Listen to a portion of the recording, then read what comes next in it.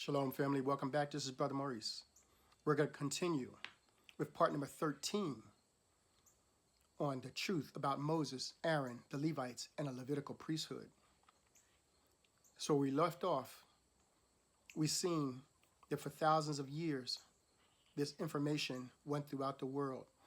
Not only did it affect the people that wandered in the wilderness for 40 years, but it also affected everyone after, to include our time frame, because the things that were written down, people believe are true. And so now the character of the Father is completely distorted. So we're going to continue where we left off in the book of remembrance of Moses. Hold on a second. Let me just double check and make sure this is the book of remembrance of Moses. Yes, the book of remembrance of Moses in Moses chapter 10, verse number 31. And he says, "And I cried aloud and said, O Lord, how can this be undone? And how can your holy name be restored before the world, to be one of honor again? And I was seized with a strong spirit of determination. And I said to the Lord, if you will, O Lord, use us for that purpose." And the Lord immediately answered my cry and my question of how could such a thing come about that polluted his holy name in such unthinkable ways. Now, still in the book of remembrance of Moses, chapter 10, let's go to verse number 35.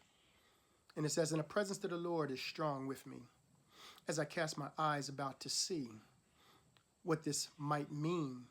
And the Lord said, I have brought you here into Shekath, where evil plans originate, so I can teach you both how the name of Anoka has been desecrated, and also to teach you how the name of Anoka can come again to be known in all its goodness and purity and holiness. And the Lord said, I will show you how you can repair my secret name. And I looked where he was pointing, and I looked and considered the first set, and it was the farthest away from me, and the other end of the line, and I see that it is Melchizedek and Melchorisa, who is Asiel. And Asiel is conducting a ferocious war against Melchizedek, because Melchizedek is establishing Shabuah. And he is angry because women are being added to the holy order in a protective role, using the angels of the fourth station. And Asiel does not recognize that it is Motza the Lamb at the altar who is establishing the order of Zedekiah. And Asiel hates women, and his hatred is intense because women join things together in bonds of rich affection. And Asiel can only prosper when there is division and alienation. And he has sent a spy to watch the establishment of Shabuah. What did we just learn? We've seen that Motza the Lamb, which is Christ, he was there. And he's showing them how the order of Zedekiah is going to be established. Why? Because the women play a very important role. And the women are joiners, and they join things together. And this is why so many things have been taking place with the women.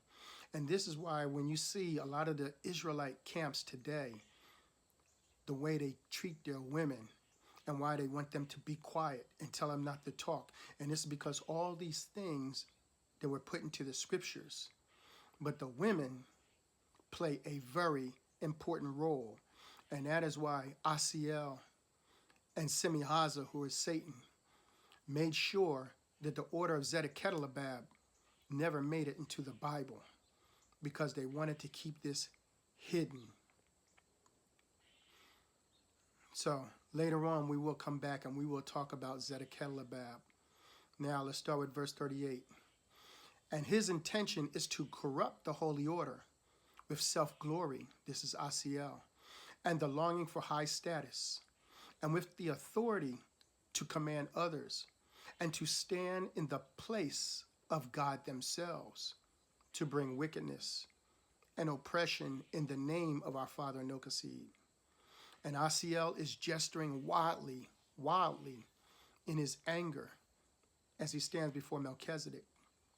And I see that in the second set is one called Nahor, who is the father of Terah, and the other is Helek, who is the father of Ida. And Nabor is conducting a war of cruelty. Now, we're going to jump down because we need to see what takes place and how things get undone. So the book of remembrance of Moses in chapter 10, verse 77. And it came to pass that after seeing and being instructed concerning the evil plans, which these 7 set of people from Shekaf represent, the Lord said to me, now you know the pattern and the process evil has used to corrupt the holy name of Nokoseed, and how they have hidden the true character of our Father. And now I will instruct you in how you can undo the tragic degradation of his name. Book of Remembrance of Ancient Grandmothers, chapter 3, verse 37. And the Spirit said that to state or act upon the idea that Nokoseed is cruel or vengeful or wrathful, and that he kills and destroys, is in fact using his name in vain. And I saw that the wicked were able to define Nokoseed in this way, by the use of blood, as the element of wickedness. And great will be their embarrassment when they stand before him, and such will enter into the light of his presence, holy, unclean. Now,